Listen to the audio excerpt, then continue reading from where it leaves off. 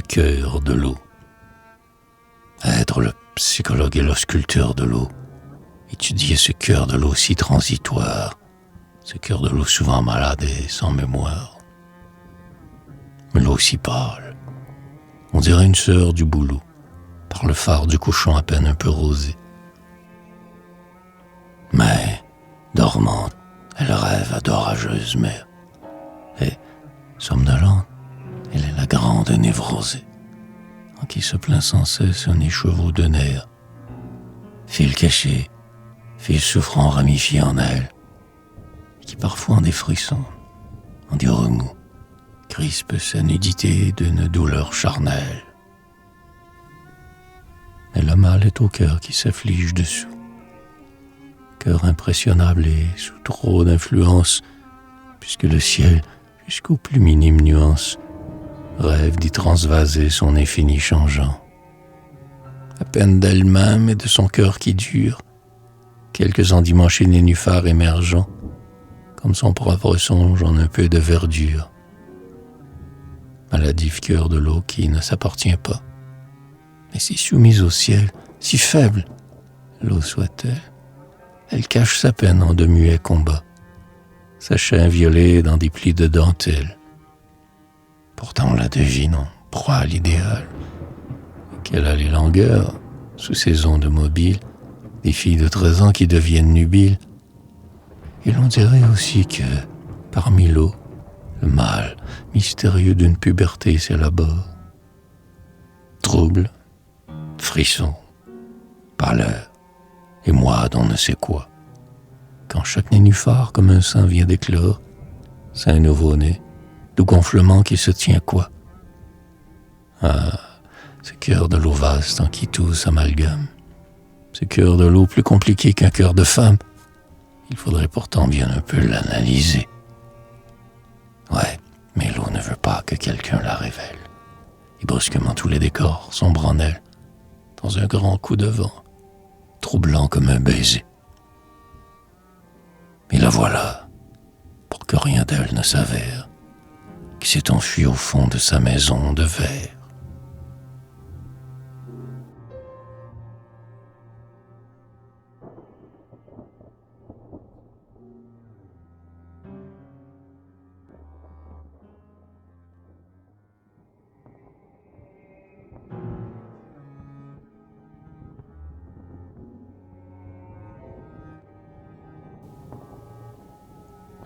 Le rêve de l'eau pâle est un cristal uni, où vivent les reflets immédiats des choses. Rideaux d'arbres, pignons, mâts des vaisseaux, ciel rose, auquel l'eau calme mêle une part d'infini, car leur mirage en elle est sans fin et s'allonge, en une profondeur presque d'éternité. Les choses ont ainsi leur minute de songe, où chacune, dans l'eau, se semble avoir été, et s'aperçoit déjà vague et transfigurée. Car tout en y prenant conscience de soi, les choses dans l'eau vaste échappent à leur loi, et plongent un moment dans un ciel sans durée. C'est ainsi que l'eau frêle a vécu des réels. Certes brièvement s'est réfléchi le ciel, mais si peu que ce soit, elle possède une âme, où l'unité divine apparaît par instant.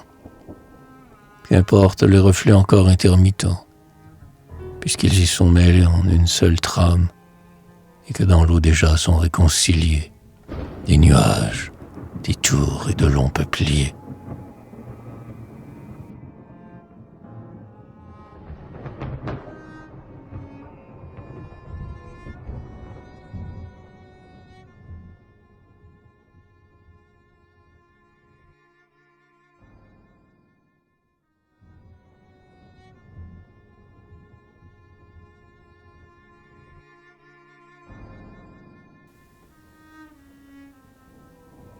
L'eau vivante vraiment et vraiment féminine aime le ciel comme en un hymen consenti,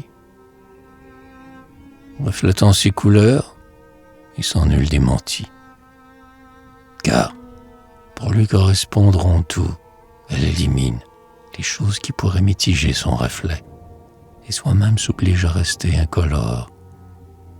Quel émoi douloureux si le vent éraflait ce cristal où le ciel lointain trouve à s'enclore, et fidèle miroir désormais nul et nu. Il est des jours dans cet amour tout ingénu, dans cet amour du ciel et de l'eau, des jours tristes, où le ciel gris dans l'eau se retrouve si peu. Puis d'autres où l'eau gaie absorbe tout son bleu, bleu de mois de mari et de congréganistes. Mais c'est le soir surtout que devient mutuel leur amour. À l'heure où l'eau pâmée ravie brûle des mêmes feux d'étoiles que le ciel. Lors plus rien n'est dans eux qui les diversifie. Ressemblance, miracle inouï de l'amour, où chacun est soi-même et l'autre tour à tour. Or, dans l'assomption de la lune opportune, comme l'amour de deux amants silencieux pour se prouver, se réciproque dans leurs yeux, on voit le ciel et l'eau se renvoyer la lune.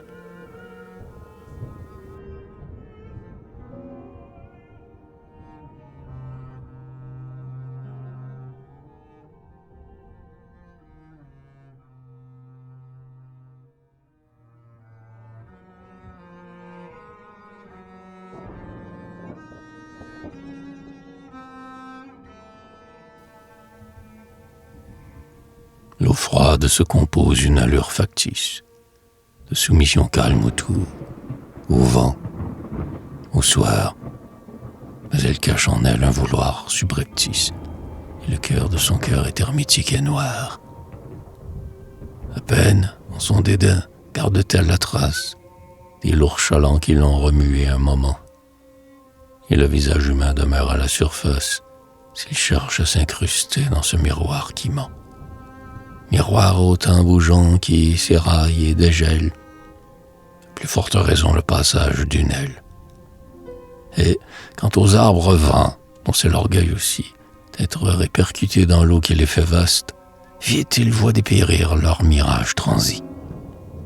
Même le clair de lune et les étoiles chastes, encore que l'eau fière et triste soit leur sœur, ne vont pas plus à vendre cette eau qui les porte, malgré leur insistance et leur air de douceur, que ne va la lueur dans les yeux d'une morte. C'est que le cœur de l'eau, si résigné soit-il, à tout ce que la vie impérieuse inflige, et le contraint à réfléchir dans son eau lige, ne garde des objets qu'un reflet volatile, et se conserve intact comme un cœur de poète. Asile impénétrable où rien n'est descendu, des choses d'alentour dont le mirage est dû, mais où l'éternité du ciel seule se reflète.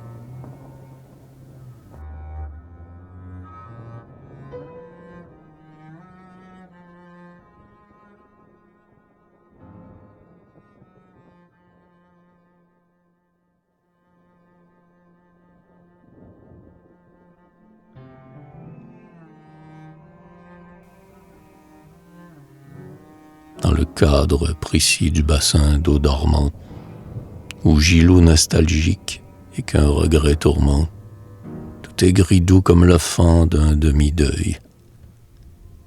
L'eau se dilate, elle a des transparences d'œil, œil bénin, œil de femme où tout un ciel se rêve. Ah, les mois de descendre en cet iris profond, et dans cette prunelle où les nuages vont.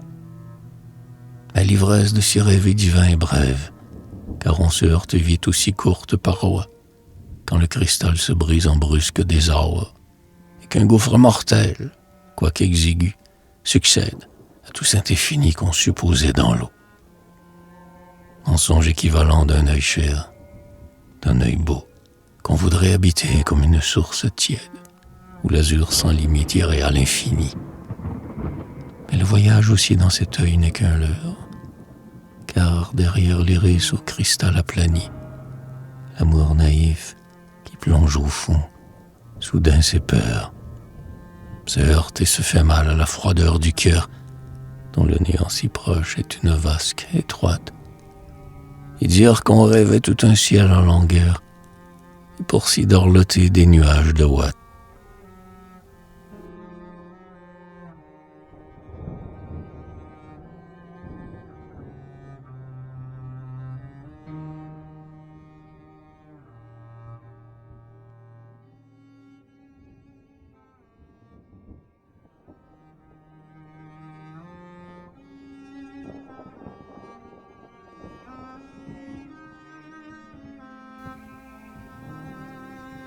La voix de l'eau qui passe est triste et mire en elle la moindre réflexion qui l'a frôlé un peu, et qui, s'y résorbant, y renaît éternelle, mais en sourdine et comme en filament d'adieu. C'est d'abord la douleur des grands sauts lunaires, les chevaux en folie où sont brouillés les fils, puis c'est le songe aigri des clochers centenaires, reflétant jusqu'au fond leur nocturne profil. Or, ces clochers mirés y laissèrent leurs cloches, et c'est pourquoi la voix de l'eau garde toujours l'air des cloches qui s'y survivent et détourent. Mais l'eau s'imprègne aussi du bruit des orgues proches, qui se traînent sur les grandes routes d'où l'on sent leurs plaintes, qui sont des plaintes d'oiseaux en sang, s'égoutter et se fondre en l'eau qui les délaie.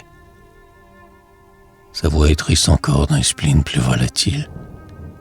La voilà s'affligeant du départ en exil, de la fumée au loin que la bise balait, qui, violentée, abandonne dans l'air ses voiles et dans l'eau vient mourir toute nue.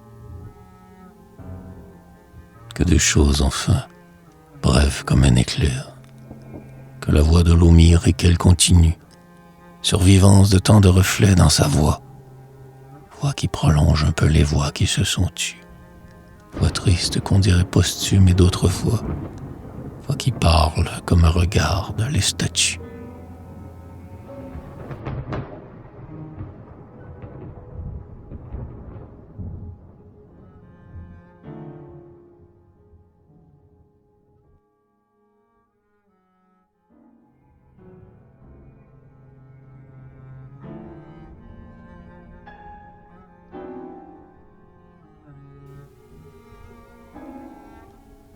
Le cœur de l'eau pensive est un cœur nostalgique, cœur de vierge exaltée en proie à l'idéal, qui souffre d'être seul et qu'aucun ne complique.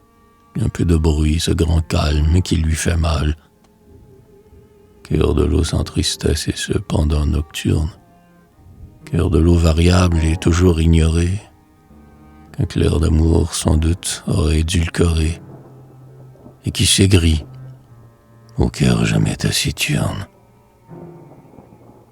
Certes, quelques reflets hantent ce cœur de l'eau, mais toute chose en y descendant se déflore, toute chose recule et devient incolore, et propageant un froid d'absence et de tombeau, et comme une douleur d'adieu qui diminue.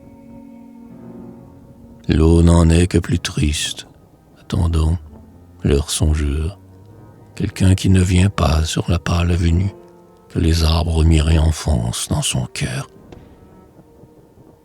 Hélas, l'eau solitaire et fantasque frissonne, elle qu'on n'aime pas et qui n'aime personne, et qui meurt d'être seule en cette fin de jour. Surtout que des amants vont devisant d'amour, et sur ses bords, dans elle, effeuillent des paroles, bouquet d'aveux que son silence a recueilli, propos final, lit mort des volontés trop molles, pénultième fleur d'un cœur presque cueilli. Or, ces aveux que l'eau fiévreuse s'assimile lui donnent un émoi, toute une anxiété, comme si devenue elle-même nubile. C'était enfin la fin de sa virginité.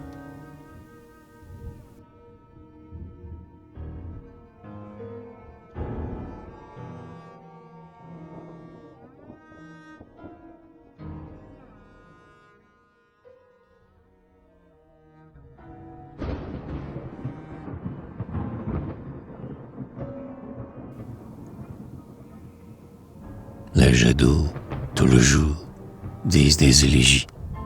C'est la forme la moins consolable de l'eau, car elle porte haut dans l'air ses nostalgies, montant et retombant sous son propre fardeau. Tristesse des jets d'eau qui sont de l'eau brandie, mais nul n'entend leur mal et rien n'y remédie. Jet d'eau toujours en peine, impatient du ciel. Là, azur défia leurs altesses de lance, symbole édifiant d'une âme qui s'élance et pulvérise au vent son sanglot éternel. Car l'essor des jets d'eau défaille en cascatelle, et leur cœur est aussi comme d'un exilé, cœur caché qu'on entend pleurer dans des dentelles. Or, le moindre mirage est tout annihilé, dans les vases qu'en fièvre la moire élargie. Pour vouloir trop de ciel, elles perdent le leur. Mais lorsque la nuit vient, brouillant toute couleur, lorsque paraît la lune à la pâle effigie, les jets d'eau vont reprendre espoir en ses pitiés. Et les voilà, frissons de plumes hésitantes, qui font monter à coups d'ailes intermittentes leurs colombes en un essor multiplié. Le ciel lointain des infinis de lagunes, détresse des jets d'eau qui n'auront pas été, conduire leur ami becqueter la clarté et goûter le divin aux lèvres de la lune.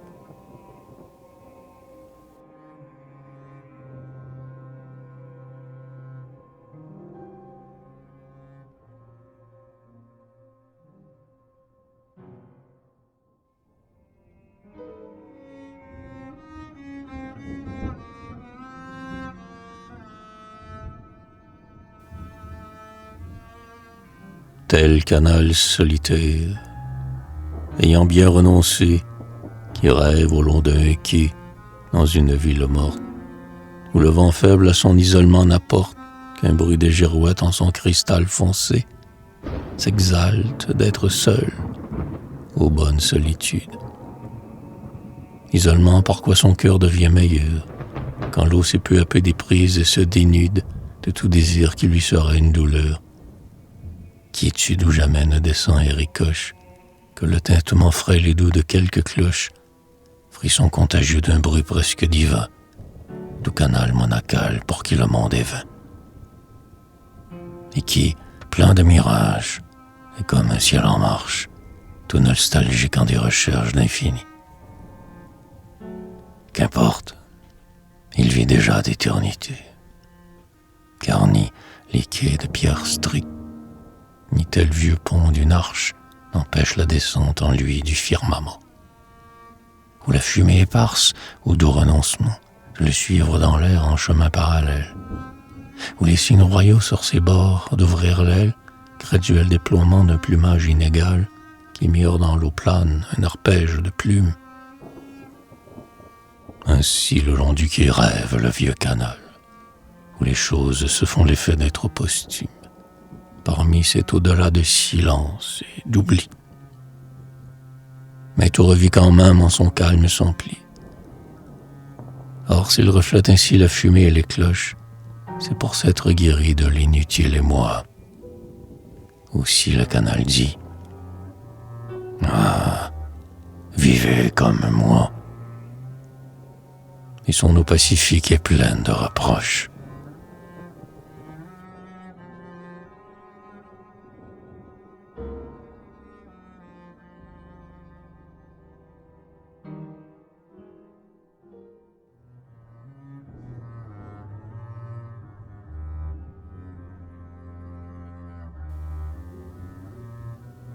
Les pièces d'eau songeant dans les parcs taciturnes, dans les grands parcs muets semés de boulingrins, s'aigrissent, et non plus pour tromper leur chagrin, qu'un des calques de ciel avant les deuils nocturnes.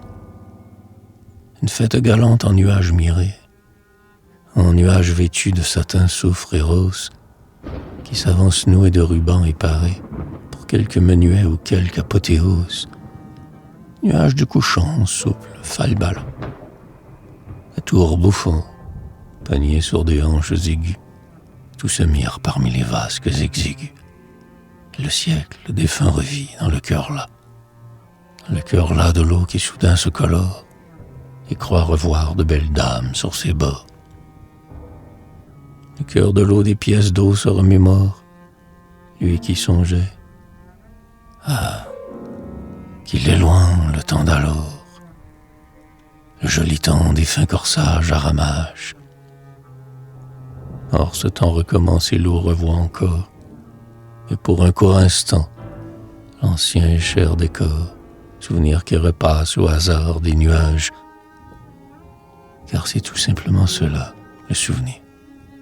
Un mirage éphémère, une pitié des choses qui dans notre âme et vide ont l'air de revenir, tel dans les pièces d'eau, le ciel en robe rose.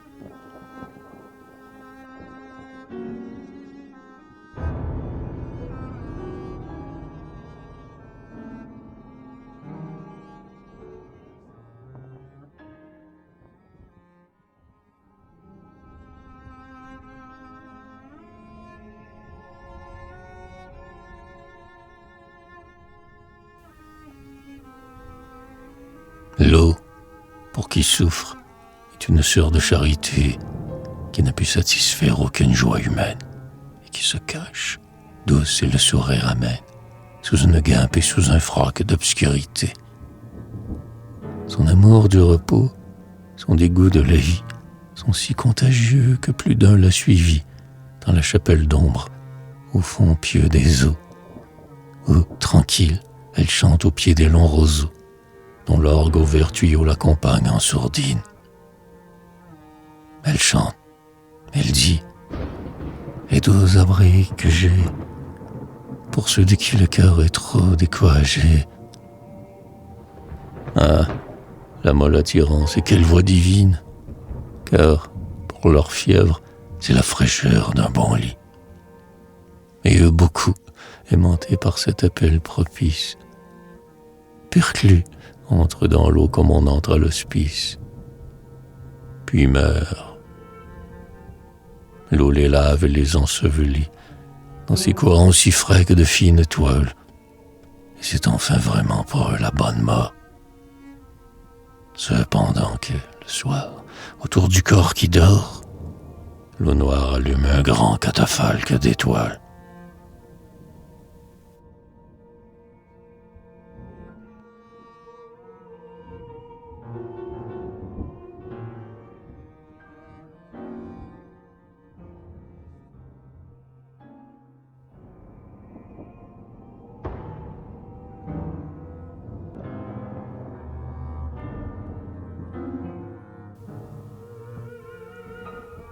Le long des quais, sous la plaintive mélopée des cloches, l'eau déserte est toute inoccupée et s'en va sous les ponts, silencieusement, pleurant sa peine et son immobile tourment, se plaindre de la vie par ce qui l'afflige.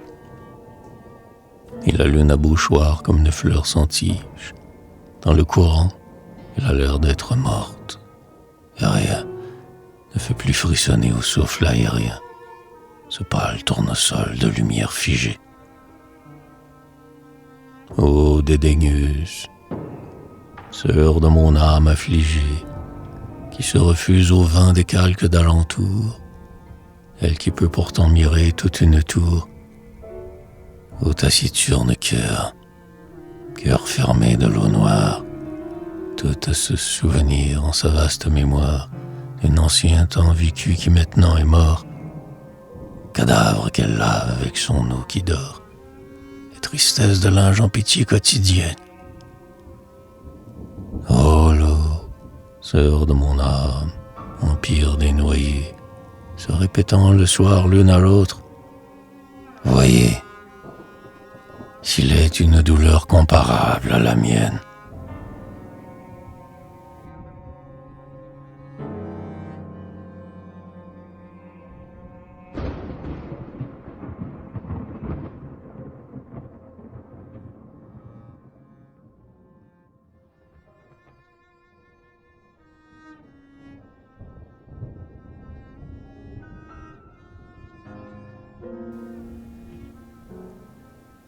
L'eau triste des canaux s'est désaccoutumée de refléter le noir passage des vaisseaux quand l'hiver l'a figée là comme métamée.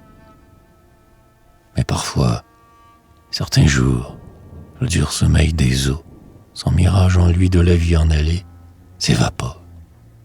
On dirait un recommencement, et que l'eau, d'un air vague, encore un peu dormant, sort comme d'une alcôve aux rideaux de gelée, aux nudités de l'eau dans le réveil de soi, reprise des devoirs de la vie affligeante, fuite du clair sommeil et des rêves, et moi, de l'eau qui se déclôt et qui se désargente.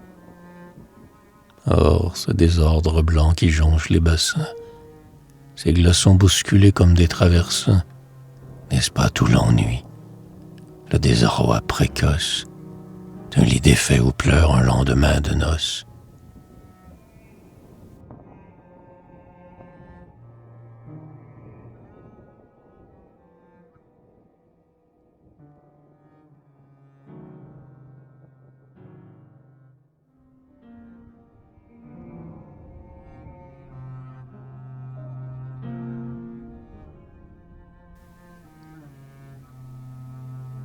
L'eau triste, certains soirs, demande qu'on la plaigne à cause de la lune émirant sa pâleur.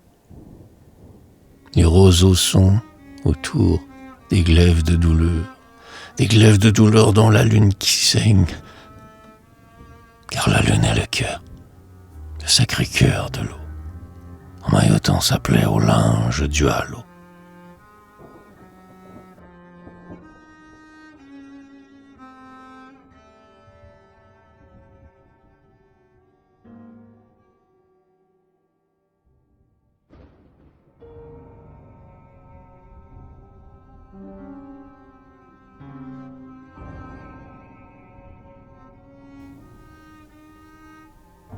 C'est un aquarium qui montre à nu le mieux, dans son eau compliquée, entre des murs de verre, le cœur de l'eau, scruté par l'angoisse des yeux. Là, vraiment net et sûr, le cœur de l'eau s'avère. Or, dans ce trouble glauque, on trouve un peu de soi, un peu du cœur humain qui se tient clos et quoi. Impénétrable cœur plein de choses confuses, qui dans des murs de verre aussi semble recluse, au cœur mystérieux comme un aquarium. Rêve en léthargie, embryon de pensée, trempant dans une eau morte, aux pâleurs nuancées, qui se peuple comme un beau songe d'opium.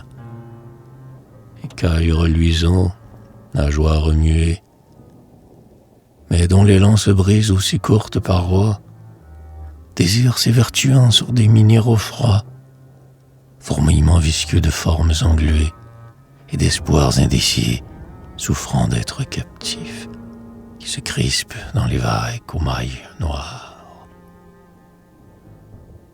L'eau glauque se dilate en d'argentine moire, quand s'agitant des mille êtres végétatifs, remuement éternel dans cette eau nonchalante, que la maligne ardeur des bêtes violentes, ombre aux contours nets qui viennent, puis s'en vont. Aquarium du cœur, menteuse somnolence, que tant de côteleux, mauvais désirs défont. Ah, comment devenir un bassin de silence? Et comment devenir, par quel renoncement, un aquarium nu, vidé de son tourment, vers où les poissons noirs ont cessé leur passage, âme sans passion, cristal sans tatouage, aquarium du cœur redevenu nouveau, n'ayant plus que la claire innocence de l'eau.